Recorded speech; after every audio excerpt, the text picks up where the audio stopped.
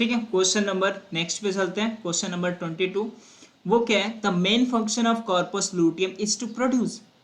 अभी बहुत question easy हो गया है, इससे इजी क्वेश्चन हो ही नहीं सकता है। अगर ये भी नहीं कर पा रहे हैं तो बगल में पानी होगा, देख लीजिए, अगर वह हो तो वही कर लीजिए। ठीक है, अब इस पे डिस्कस करते हैं कॉर्पस लूटियम के बारे में, इसकी क्या जरूरत पड़ती है। जब ग्राफियन फॉलिकल रप्चर हो जाता है तो ग्राफियन फॉलिकल रप्चर होने के बाद कन्वर्ट हो जाता है कॉर्पस ल्यूटियम में। अब इसकी ज़रूरत क्यों है, कॉर्पस ल्यूटियम की ज़रूरत पड़ती है ताकि प्रेगनेंसी को ये मेंटेन कर सके। कैसे, मान लो ओव्यूलेशन हुआ, फिर फर्टिलाइजेशन हो गया और एम्ब्रियो बनी, वो इम्प्लांट हो गई, और हमको पता है प्रोजेस्टेरॉन जो हार्मोन होता है वही क्या करता है, रोकता है एपिथेलियम को डैमेज होने से, एंडोमेट्रियम को डैमेज होने से। अगर प्रोजेस्टेरॉन नहीं रहेगा तो क्या होगा कि जो एंडोमेट्रियम है डैमेज कर जाएगी। अब ये बताओ, अब बच्चा क्या हुआ था कि वो गया, ठीक है, वो जो है उसमें इम्प्लांट हुआ था, लेकिन प्रोजेस्टेरॉन की कमी आ गई तो क्या हो जाएगा, एबॉर्शन हो जाएगा। क्यों, क्योंकि एंडोमेट्रियम टूटती है जब प्रोजेस्टेरॉन की कमी होती है। अब एंडोमेट्रियम जब टूटेगी तो बच्चा बाहर ही आ जाएगा, तो इसी को क्या बोलते हैं, एबॉर्शन बोलते हैं। तो इसको ऐसा ना हो तो कॉर्पस ल्यूटियम एक स्ट्रक्चर नेचर ने डेवलप किया कि ग्राफियन फॉलिकल जब तुम कन्वर्ट हो गए तो कॉर्पस ल्यूटियम में कन्वर्ट होना जो मेंटेन रखेगा प्रोजेस्टेरॉन कंसंट्रेशन को। तो हमारा आंसर क्या होगा, प्रोजेस्टेरॉन। क्या एस्ट्रोजन वो नहीं सिक्रीट करता है, करता है, लेकिन यहाँ ध्यान रखना मेन फंक्शन पूछा है, मेन फंक्शन में प्रोजेस्टेरॉन अगर ऑप्शन दिया हुआ है तो प्रोजेस्टेरॉन ही जाएगा। अगर एस्ट्रोजन प्रोजेस्टेरॉन दोनों होता तो वही जाता, प्रोजेस्टेरॉन एस्ट्रोजन ही। ठीक है, क्योंकि वो एस्ट्रोजन भी सिक्रिएट करता है बट लिटिल अमाउंट में करता है। समझ में आया सभी को। अब आते हैं नेक्स्ट क्वेश्चन पे 23। क्वेश्चन क्या है, हेस्ट्रेक्टोमी इज सर्जिकल रिमूवल ऑफ। जब भी एक टॉमी पोमी लगा रहता है ना तो उसके टर्म का एक मतलब होता है हेस्ट्रो, ये यूट्रस के लिए यूज किया जाता है। ये जो होता है एक्टोमी मतलब रिमूवल, किसी चीज को सर्जिकल रिमूवल के लिए यूज करते हैं। तो हेस्टर मतलब यूट्रस, मतलब यूट्रस के रिमूवल की बात कर रहे हैं तो यूट्रस को क्या करेंगे, काट के सर्जिकली रिमूव करके अलग कर देंगे। ये कई केसेस में होते हैं, ये जब आगे हम पढ़ेंगे तो एक दो केसेस में बताऊंगा जो कि एनसीईआरटी से बाहर है, जानने की जरूरत भी नहीं होती, बट मैं बताऊंगा। तो ऑप्शन अपना कौन सा सही है, यूट्रस। समझ में आया सभी को, ठीक है। अब आते हैं नेक्स्ट क्वेश्चन पे, ectopic pregnancy are refer to as. हमने तो नॉर्मल प्रेगनेंसी सुनी थी भैया, ये एक्टोपिक का है, मतलब कुछ ना कुछ एबनॉर्मलिटी वाली होगी ना। तो अब एक्टोपिक प्रेगनेंसी क्या होती है, एक्टोपिक प्रेगनेंसी होती है कि जो नॉर्मल होता है वो जाके यूट्रस में इम्प्लांट होता है एम्ब्रियो, ये फिक्स है, नॉर्मली नेचर ने यही बनाया है। अब अगर वो गलती से जाके कहीं और इम्प्लांट हो जाए तो उसको क्या बोलेंगे, एक्टोपिक प्रेगनेंसी, मतलब वो यूट्रस में नॉर्मली नहीं हो रही, कहीं और हो रही है। ठीक है, तो ऑप्शन पढ़ेंगे हम लोग, pregnancy terminated due to hormonal imbalance. No, ectopic मतलब होता है जो मैंने बताया कि implantation other than the uterus. Third option देखेंगे, थर्ड ऑप्शन क्या है, implantation of embryo at other site than uterus. तो हमारा क्या आंसर है, यही आंसर है। अब इसको डायग्राम से समझ लेते हैं। डायग्राम में क्या बोलता है कि जो नॉर्मल प्रेगनेंसी में देखो कहाँ हो रहा है, यूट्रस में हो रहा है, ठीक है। लेकिन ये क्या है, एबनॉर्मल प्रेगनेंसी है, तो एबनॉर्मल प्रेगनेंसी में कहाँ होगा, फेलोपियन ट्यूब में हो जाएगा, ठीक है, ओवरी में ही हो जाएगा, ठीक है, इस्थमस में यहाँ पे भी हो जाएगा, इन्फंडिबुलम में भी हो जाएगा, तो कहीं पे भी हो सकता है, उसे क्या बोलेंगे, एक्टोपिक। नॉर्मल एक है, एक्टोपिक कई सारे हो सकते हैं, परसेंटेज होता है कि कहाँ हो सकता है, ठीक है। ये तो बड़ी तेज भाग रहा है हमारा पीपीटी, रुके रहो थोड़ा प्लीज।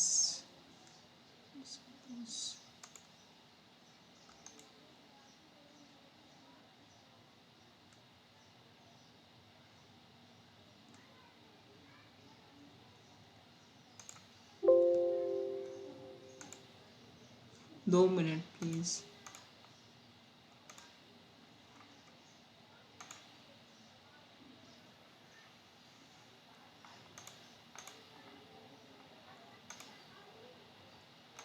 ठीक है, अब आते हैं, तो मैंने समझ में आ गया ना एक टॉपिक प्रेगनेंसी क्या होती है। वो मेरा थोड़ा बहुत फास्ट भाग रहा था क्योंकि मैंने लिमिट सेट की थी 30 सेकेंड की, तो फास्ट भाग रहा था, उसी को हटाने गया था मैं। ठीक है, समझ में आया। अब क्वेश्चन नंबर 25 पे हम आते हैं। In human females meiosis second is not completed until. तो ये क्वेश्चन 4-5 बार पूछे जा चुके हैं, 2020 में पूछा जा चुका है, तो ये क्वेश्चन बहुत इंपॉर्टेंट है। तो इसको कॉन्सेप्ट मैंने समझा दिया, तो समझ में आया ना। Before fertilization, after entry of sperm. समझ में आया ना, ये स्टेटमेंट याद रखो, बिफोर फर्टिलाइजेशन BF और आफ्टर स्पर्म एंट्री।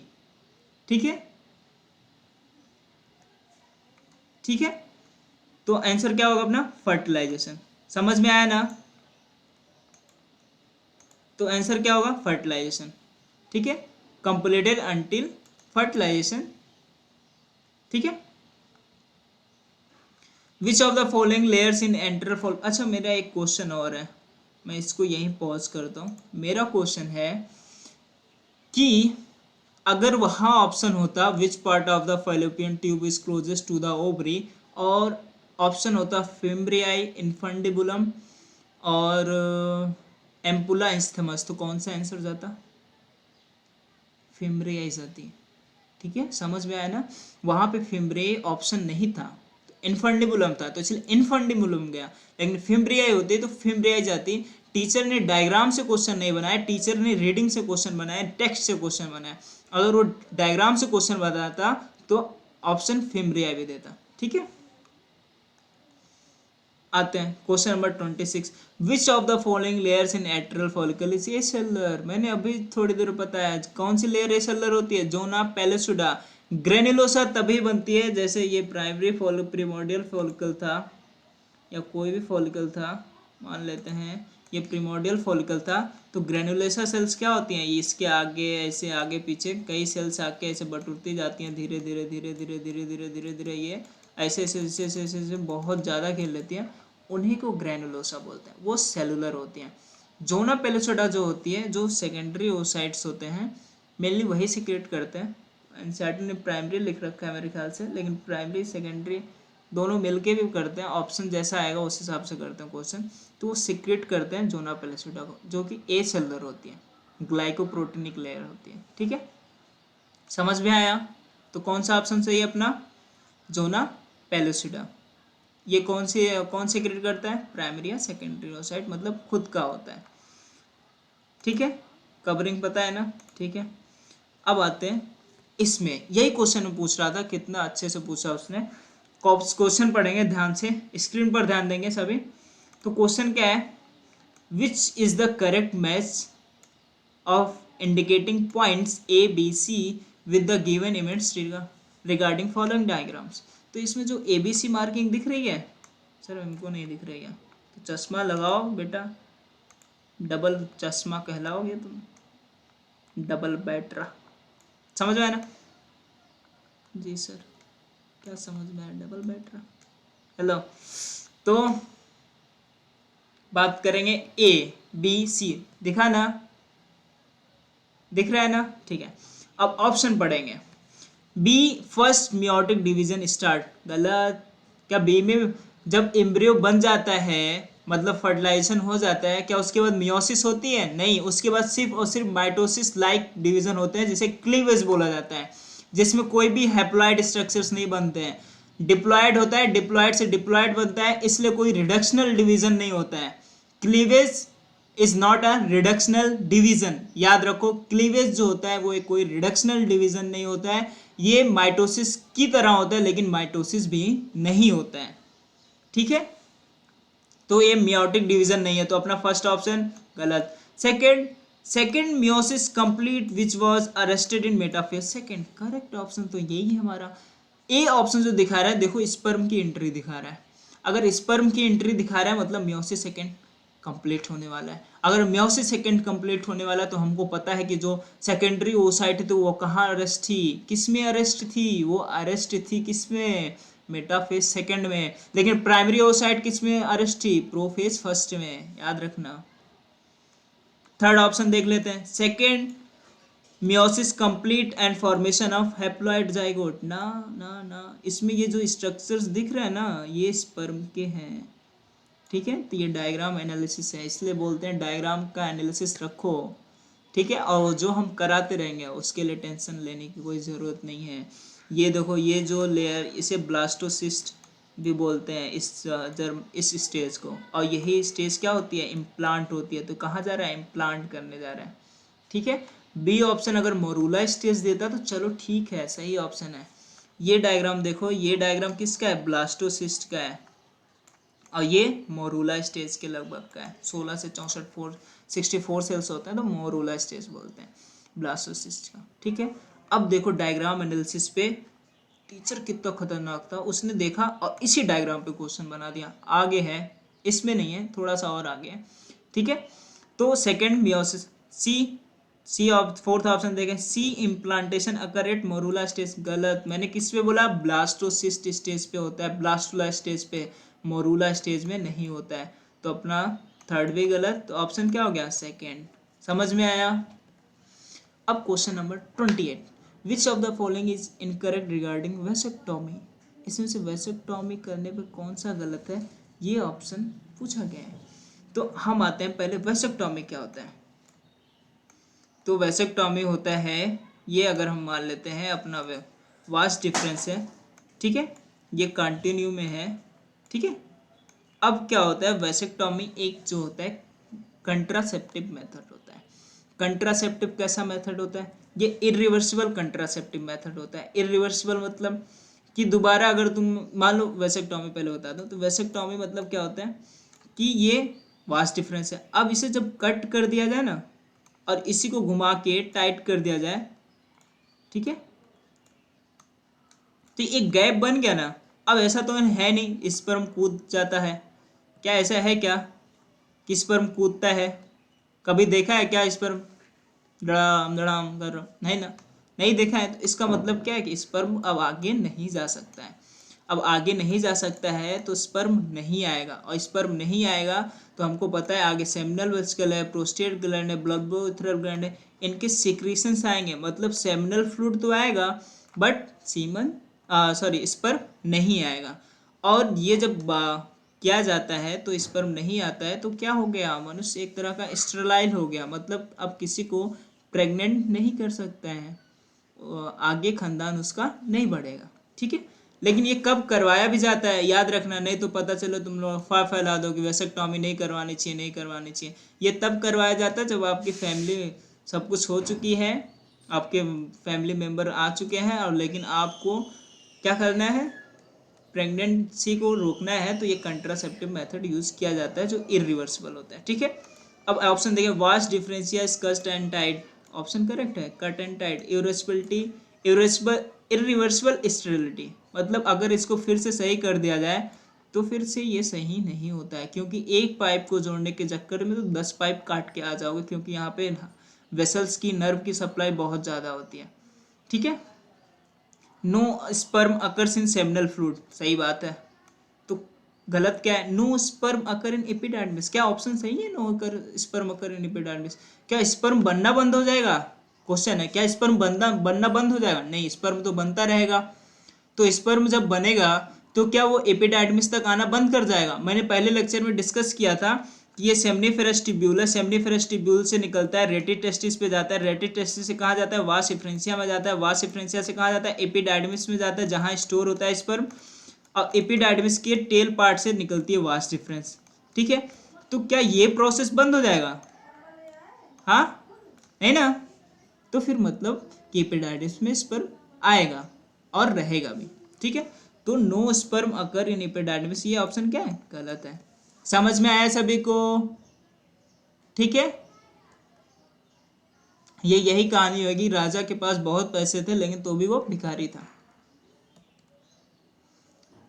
फिर से क्वेश्चन आ गया, वही क्वेश्चन फिर से रिपीट किया जा रहा है, कई बार रिपीट हुआ, 2020 में भी पूछा है कि एक्सट्रूजन ऑफ मतलब बाहर निकलना, सेकेंड पोलर बॉडी, क्वेश्चंस को मॉडिफाई किया जा रहा है, बस सेम क्वेश्चन है, सेम कॉन्सेप्ट है, समझ में आ रहा है ना।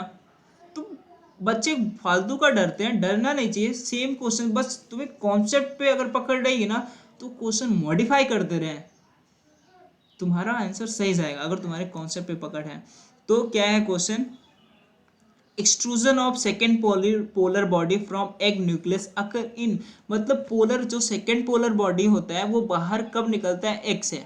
मतलब कहने का मतलब है कि मियोसिस सेकेंड कब कंप्लीट होती है, तो कब कंप्लीट होती है, before fertilization, after sperm entry, fertilization न बोल के बोले हम before fusion of nucleus, after sperm entry, तो after entry of sperm but before fertilization. ठीक है, तो थर्ड ऑप्शन क्या है हमारा, सही है। समझ में आया सभी को, थैंक्स। ये मैंने बहुत मेहनत करके बनाया है और ये मेरा टेलीग्राम इंस्टाग्राम चैनल है जिसे आप फॉलो कर सकते, इसमें डेली क्वेश्चंस डाले जाते हैं और ये टेलीग्राम चैनल है, यहाँ पे भी डेली क्वेश्चंस डाले जाते हैं, तो इसे आप ज्वाइन कर सकते हैं, लिंक नीचे मैंने दे रखा है।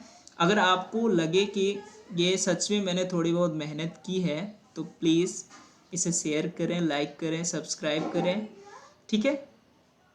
और एक क्वेश्चन मैं अपने मन से कराना चाहता हूँ,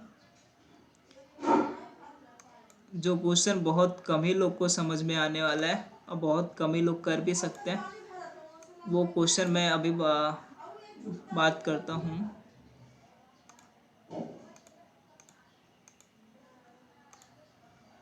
ठीक है, अब आते हैं सेल्फ मेड क्वेश्चन पे।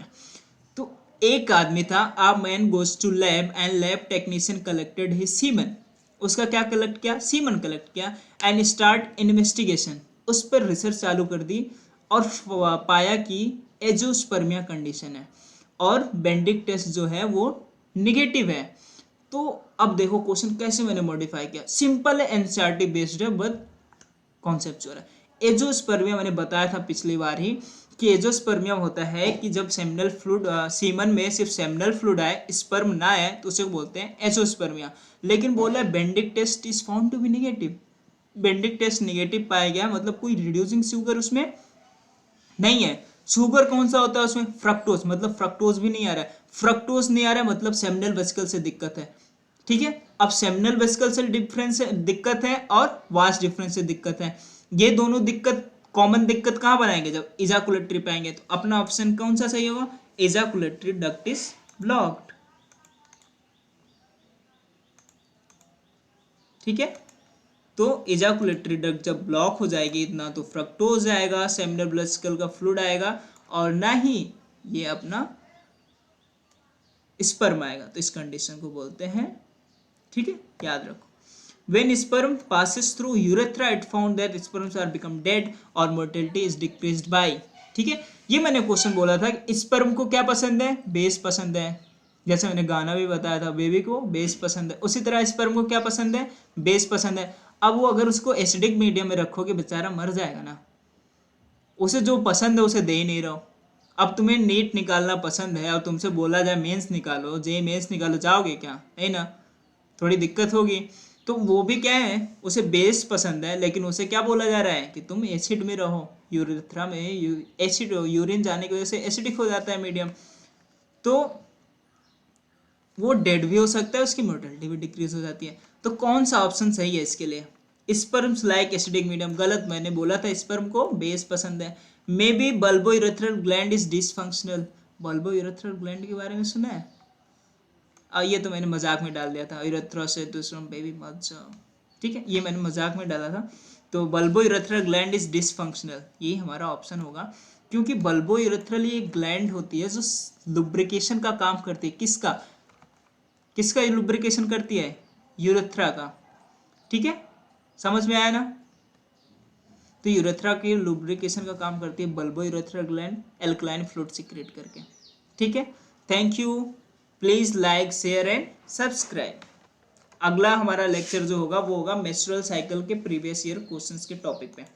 अगर आप कोई और टॉपिक डिस्कस करना चाहते हैं कि उसके प्रीवियस ईयर क्वेश्चन डिस्कस हो तो आप कमेंट बॉक्स में बता सकते हैं, मैं उस पर भी काम करूँगा। ठीक है, धन्यवाद।